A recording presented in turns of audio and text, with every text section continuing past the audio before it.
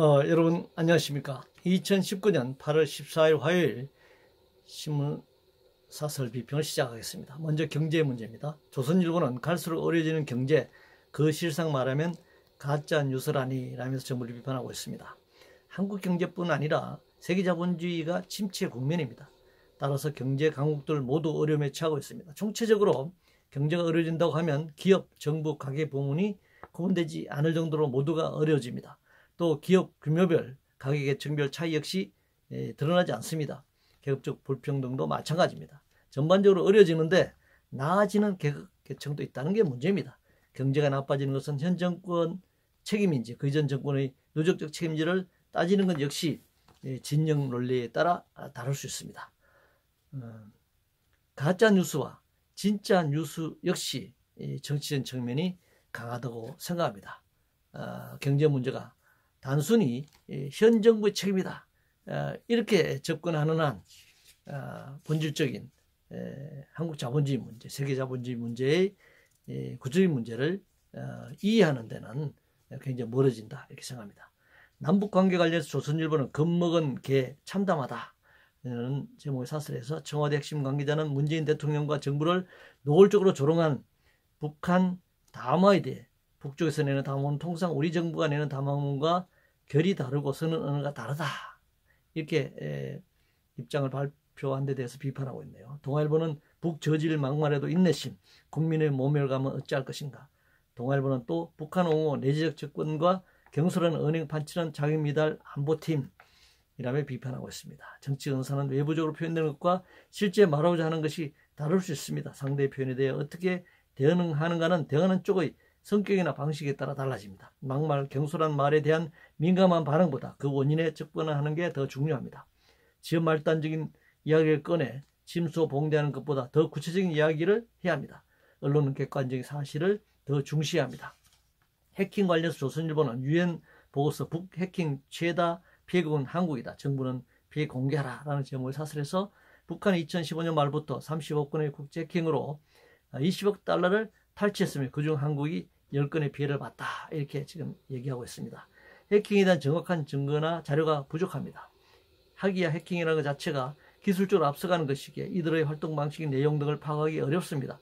구체적으로 명확하게 파악했다면 해킹 당하지 않고 막았을 것입니다. 군 기관 관련해서 중앙일보는 북한 도발 손놓은 싸이 풀릴 대로 풀린 군 기강이라는 제목의 사설에서 초소에서 경계 근무 중인 해군 병사들이 몰래 치킨과 맥주를 시켜 술을 마신 어처구니 없는 사건이 발생했다. 문화일보는 나사 빠진 기강으로는 군 정예와 무망하다 이렇게 지적하고 있습니다. 기강이 해해지는 것은 문제입니다. 그러나 병사들이 그런 상황에 빠지지 않도록 힘겨운 군대 생활을 이겨낼 수 있는 방안을 모색해 나가야 할 것입니다. 말하자면 여가 등을 적절하게 부여함으로써 스트레스를 해소할 수 있도록 관리해 나가야 할 것입니다. 일본의 경제보복 관련된 사설입니다. 동아일보는 보복 닷새 전 수출 규제는 무역 질서 저해 보고서 낸 일본. 한국경제신문은 외교 안보 통상 당국자의 발언은 신중할수록 좋다. 매일경제신문은 강소기업까지 끌어들일 매력적인 투자환경 만들라 라는 제목의 사설에서 환경과 노동 등 모든 분야에서 규제 문턱을 획기적으로 낮춰야 한다 이렇게 지적하고 있습니다. 일본은 자신들의 과거에 대한 반성이나 사죄도 없이 경제보복으로 나왔고 그들 스스로 주장하던 자유무역 질서를 깨버렸는데 이에 대한 대응을 신중하게 한다는 게 쉬운 일이 아닙니다. 그것도 상대가 경제적으로 우위에 있는 경우에 그렇습니다. 이 경우는 외부에 대한 공격이나 대응도 중요하지만 오히려 내부의 문제를 해결해 나가는 것이 더 중요합니다. 재벌을 앞세우는 것이 아니라 재벌을 개혁하는 것입니다. 매력적인 투자 환경을 말하면서 규제를 완화하는 것은 문제를 해결하는 방식이기보다는 현재 위기를 이용해 더 많은 자본에게 더 많은 이윤을 가져다 주겠다라는 것으로 귀결될 것입니다. 분양과 관련해서 한국경제신문은 정부 여당 내에서도 의견 갈리는 분양가 상한제 강행할 건가? 매일경제신문은 경제부총리가 국토부 장관에게 밀린다는 말 왜 나오나? 정부를 비판하고 있네요. 국가가 전정부지로 치솟는 분양가를 그대로 둘 수는 없습니다. 특히 공공적 성격을 갖는 주택정책에서는 더더욱 그렇습니다. 이런 악순환의 고리를 끊는 것은 주택의 공개념을 도입하는 것입니다. 주택을 상품화하거나 투기의 대상으로 삼지 못하도록 강제해야 합니다. 세금 관련 한국경제신문은 오늘의 국채 발행은 내일의 세금이라는 것을 잊지 말아야 한다라는 제목의 사설에서 세수 줄어드는데 정부 여당은 내년 초 슈퍼 예산 추진, 민간 투자 수업이 더 위축시킬 재정주도 성장 곤란하다. 돈 안 들고도 경제활력 되살릴 정책 총동원해야 한다.